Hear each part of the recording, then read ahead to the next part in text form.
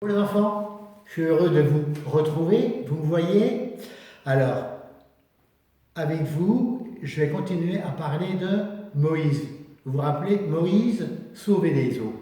Moïse, alors, je vous avais laissé quand Moïse, ayant tué un Égyptien, il s'est enfui et puis il a donc rencontré celle qui va devenir son épouse. Alors Moïse, dans le désert où il y a un jour, eh bien, il va entendre Dieu qui va lui parler. Moïse, viens, j'ai une mission à te confier. Ah bon?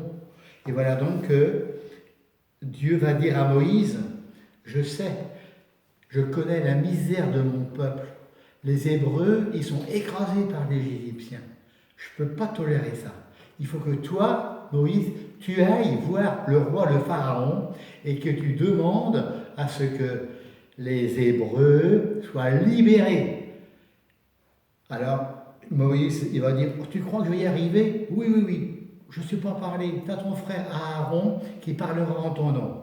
Bon, alors d'accord. Voilà donc que Moïse, eh bien, il va aller d'abord retrouver ses frères, les Hébreux, puis il va leur dire, Dieu m'a confié une mission d'aller voir le roi Pharaon et lui demander l'autorisation de quitter l'endroit où vous êtes malheureux, écrasé, maltraité, pour sortir.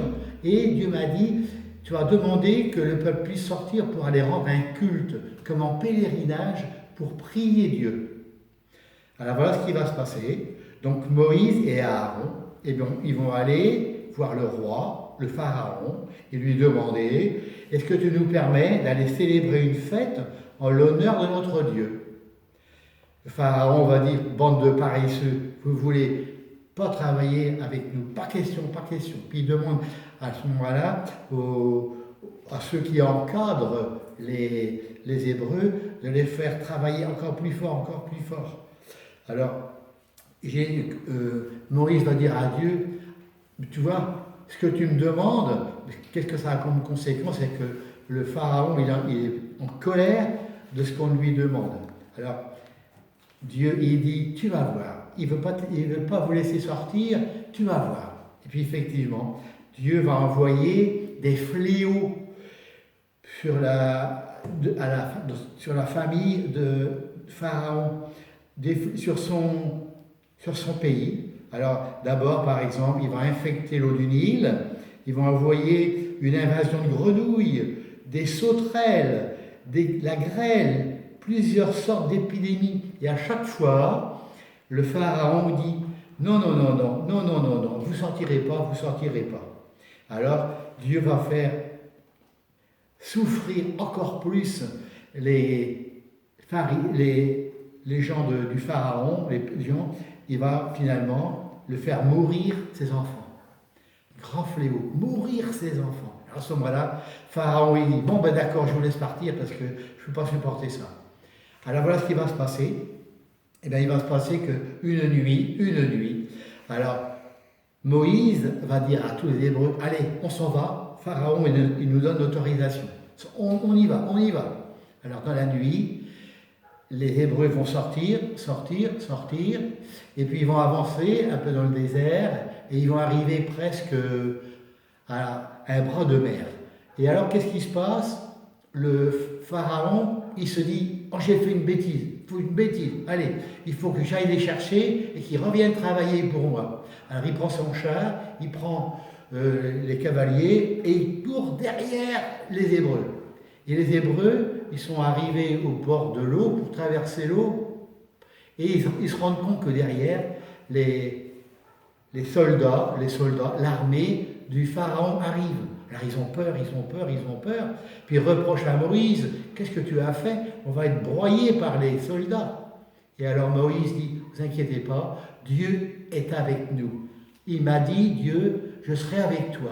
Et alors il va prendre son bâton, il va lever le bâton et le bras de mer va s'ouvrir.